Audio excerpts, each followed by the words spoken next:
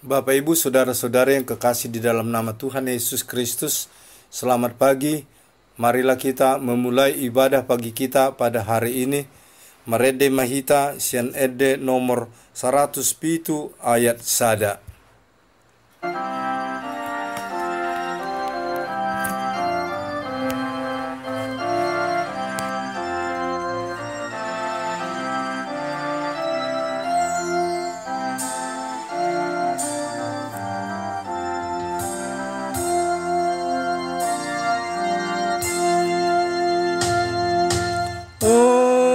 Tondi parbadiai sai masuk ho turo haki pasar hon asini roham rodi sude dengan basa tuau merhite sondang mi nang petu jolma sasude ai naing papu ngomupe tu Tuhan Yesus jolma sude. Haleluya, haleluya.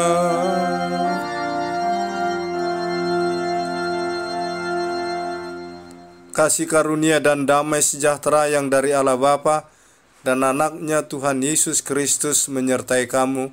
Amin. Yang menjadi nats renungan bagi kita pada hari ini Jumat 24 Juli 2020 diambil dari surat Rasul Paulus yang pertama kepada jemaat Korintus pasal 2 ayat 12. Demikianlah bunyinya. Kita tidak menerima roh dunia, tetapi roh yang berasal dari Allah, supaya kita tahu apa yang dikaruniakan Allah kepada kita. Mengetahui karunia Allah adalah kuat kuasa yang daripada Allah sendiri, bukan karena kuasa dari dunia ini. Jadi bukan roh dunia ini yang memberikannya, tetapi roh Allah lah, yaitu Roh Kudus. Apa itu karunia? Karunia menurut Kamus Besar Bahasa Indonesia adalah pemberian atau anugerah sebagai tanda kasih dari Allah atau Raja. Mengaruniakan atau menganugerahkan. Jadi kalau dikatakan dikaruniakan Allah kepada kita, berarti Allah memberikan kasih-Nya kepada kita.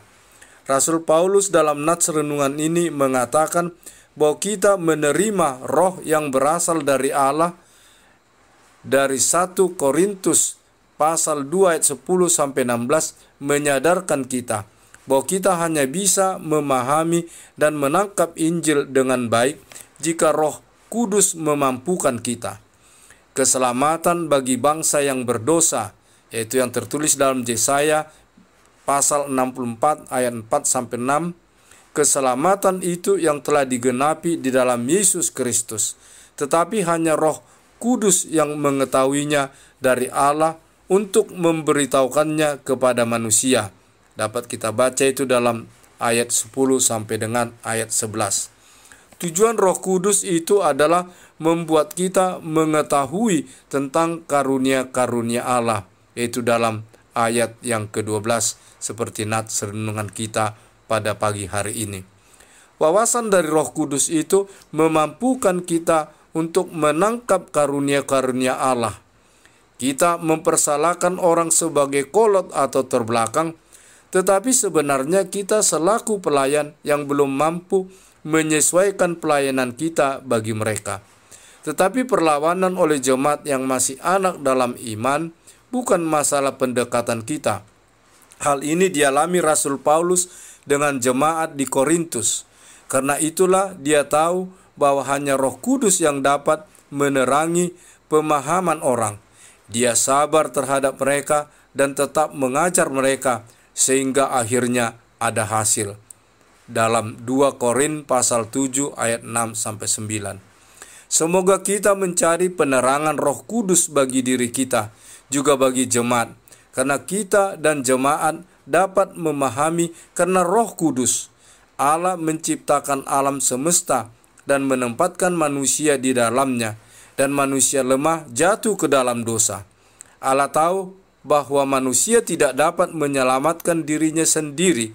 Itulah sebabnya Tuhan Allah mengutus anaknya yang tunggal, Yesus Kristus, lahir ke dunia ini, mati dan bangkit dari kematian untuk menebus manusia dan menyelamatkan manusia agar lepas dari dosa dan kematian untuk memperoleh kehidupan yang kekal.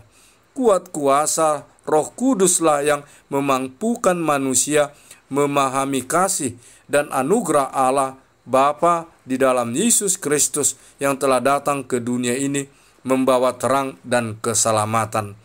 Amin. Mari kita berdoa.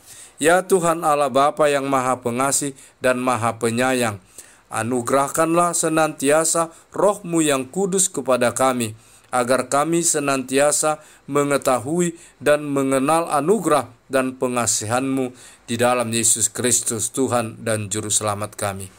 Amin.